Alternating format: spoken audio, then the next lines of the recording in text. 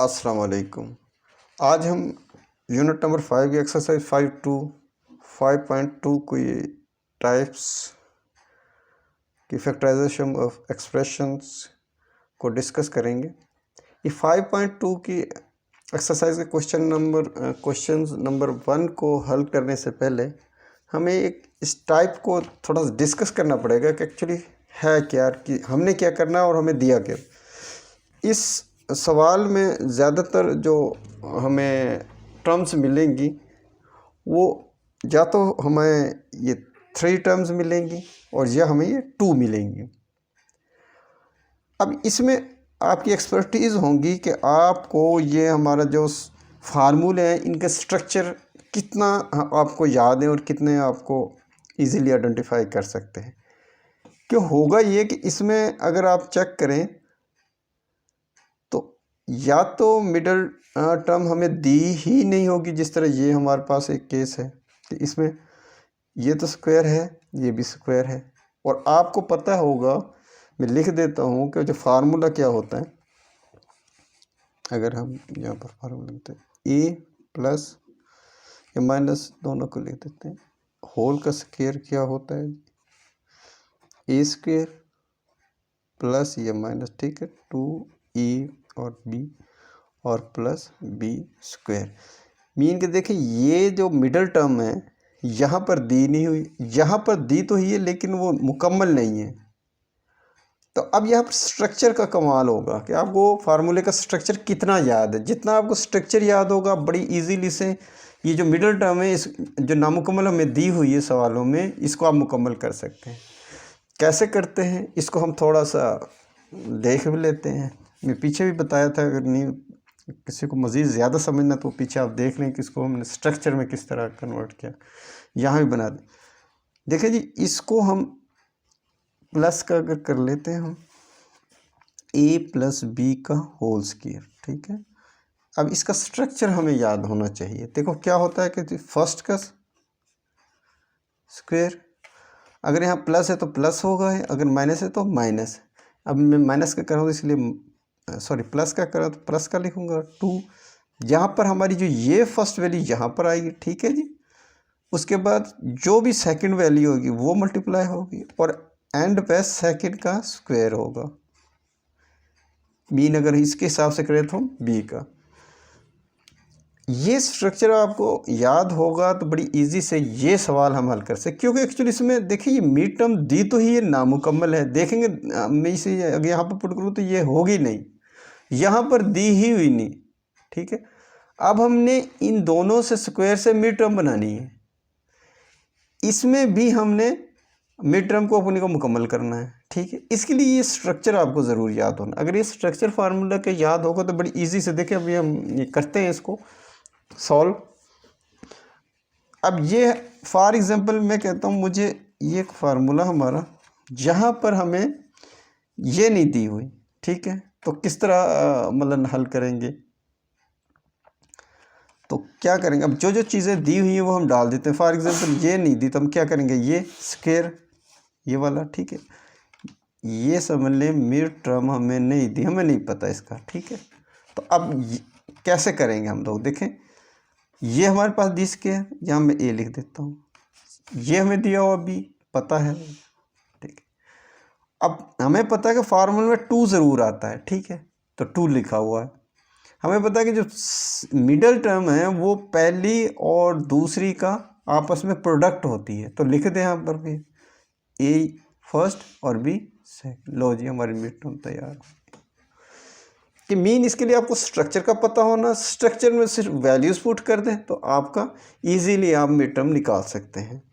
इसको थोड़ा सा हम मज़ीद देखते हैं किस तरह हम निकाल सकते। अगर इसको हम अगर पुट कर लें इसमें, इस वाली को जो मैंने एग्जांपल दी है इसको हमें पुट करके देख लेते हैं कैसे हम निकाल सकते हैं। देखें जी, स्ट्रक्चर लिखें। सबसे पहले क्या स्ट्रक्चर, जो भी फर्स्ट होगा उसका स्क्वायर। अब ये प्लस है तो हम प्लस का ही कर लेते हैं इसमें, ठीक है। प्लस 2 फार्मूले का होता है, फर्स्ट और सेकंड आपस में मल्टीप्लाई प्रोडक्ट होती है और एंड पे हम सेकंड का स्क्वायर लेते हैं, ठीक है। अब इसका हमें जो चीज़ें दी हुई हैं वो डाल देते हैं, ठीक है। अब A4 का क्या बन जाएगा स्क्वायर, यहाँ पर A4 का स्क्वायर क्या, A square into A square is equal to A, ठीक। इसका मतलब यहाँ पर आएगा A2, ठीक है, हो गया, ठीक है। आगे चलते हैं, और इसका 4B4 ये क्या है, 2B स्क्वायर का स्क्वायर। अब इसको अपन हल करते हैं तो 2 2 4 और 2 2 4, तो ये हमारे पास ये बन गया, ठीक है। मिसलन 2B स्क्वायर का होल स्क्वायर, तो इसका मतलब है कि हमारी सेकंड वैल्यू कोई बन गई 2B स्क्वायर, ठीक है। अब हमें मिड टर्म मालूम करनी। देखो इसमें तो थोड़ा सा मैंने क्लू मिला हुआ था कि ये चीज़ें तो आनी हैं, लेकिन इसमें वो क्लू भी हमें नहीं नज़र आ रहा, ठीक है। तो अब देखें इसमें क्या होगा। देखो 2 तो फार्मूले का, ये तो हमें कंफर्म है, ठीक है। अब हम देखते हैं कि ये जोन सा है, फर्स्ट हमें वैल्यू ये दी हुई है तो लिख दें। हमें पता है कि इसमें इसकी ये जो मिडल में होती है इसकी पहली और दूसरी का प्रोडक्ट होती है, वो लिख देते हैं, ईजी। ये क्या है, ए स्क्वायर, सेकेंड भी पता है हमें क्या है, 2B स्क्वायर। लो जी, इस तरह हमने ये मिड टर्म भी मुकम्मल कर ली, ठीक है। हमारे इसको अब थोड़ा सा ना एक सवाल को हल करके देखते हैं हम लोग, फिर ज़्यादा इसी का अगर है 5.2 का क्वेश्चन फर्स्ट सेकंड, ठीक है। इसको हम करते हैं, इसमें थोड़ा सेकंड को, ठीक है, एग्जाम्पल से ना ये ज़्यादा समझ अच्छी आ जाएगी। हाँ जी, सवाल है जी 3x4 + 12y4, ठीक है। अब वो स्टेप हमारे सेम रहेंगे जी, कॉमन लेना हमने नहीं भूलना। फर्स्ट स्टेप हमारा होगा कॉमन, देखें इसमें कॉमन आ रहा है कि नहीं, ठीक है। अगर आप देखें गौर से तो इसमें कॉमन आ रहा है, ठीक है। क्या 3 इस पे और ये भी 3 से हो जाएगा, इसका मतलब हम इसमें 3 कॉमन ले लेते हैं। देखो जी बाकी हमारे पास अब क्या बच गया, x4 + 4 3 = 12, तो 4 आ गया, और y। अब देखें जी, अब हमारे पास फर्स्ट वैल्यू स्क्वायर आ गया, इसका स्क्वायर और दरमियान में प्लस है। अब देखें जी, अब हमें मिडल वैल्यूज में नहीं मिल रही, ठीक है।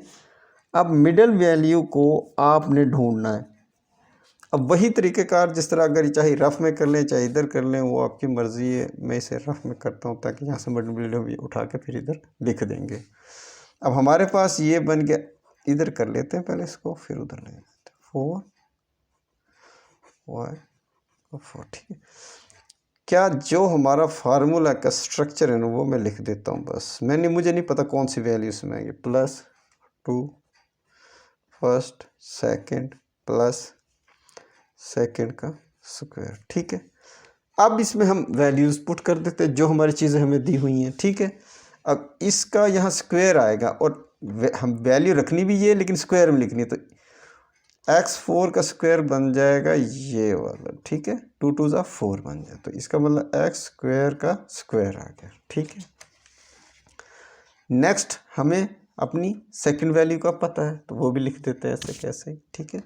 तो क्या हुआ सेकंड वैल्यू, इसका 2y² का स्क्वायर, ये देखिए इस इक्वल आ गई, ये इक्वल। अब हमें फर्स्ट और सेकंड वैल्यूज़ का तो पता लग गया कौन कौन सी वैल्यू। अब हमने मिड टर्म पूरी करनी। मिड टर्म बिल्कुल ईजी है, फर्स्ट को लिख दें सेकंड को लिख दें। यहाँ पे क्या आ गया x² और यहाँ पर का 2y², ठीक है।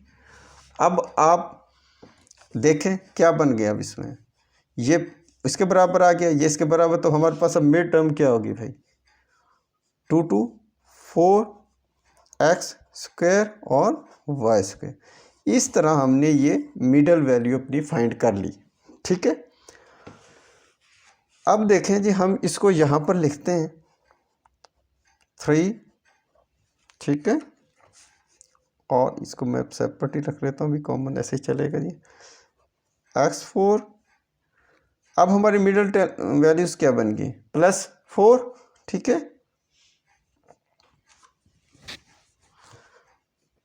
+4,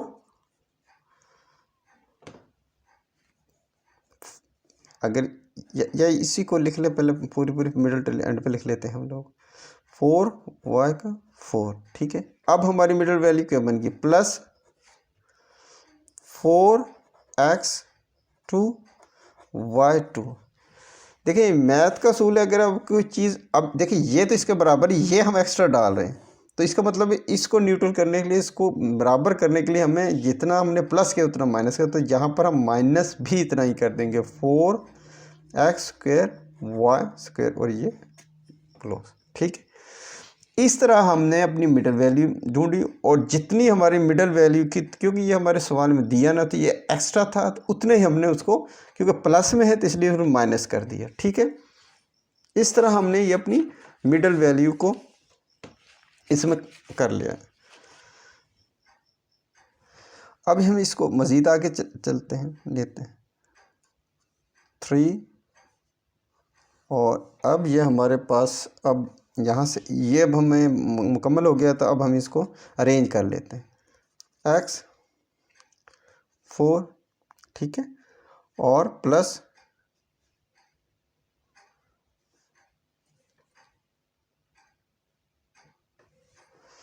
अब ये हम अपना फार्मूला लेते हैं, +4x2 y2, और ये हमारा ऑलरेडी स्क्वायर बना हुआ है, +4y हो, ठीक है, और इसको हम सेपरेट कर देते हैं, -4x² और y²। अच्छा, एक चीज़ आपके जहन में आ सकती है कि यहाँ पर आपने माइनस को ही सेपरेट क्यों किया, अब माइनस को इधर क्यों, हाँ जी इधर आ सकती थी और यहाँ पर प्लस आ सकता था, लेकिन आपको पता है कि हमने एक्चुअली ये स्क्वायर बन जाएगा, हमने वो फार्मूला लगाना जो हम पीछे यूज़ करते हैं, यानी कि a² - b², a + b एक दफ़ा प्लस और एक दफ़ा माइनस।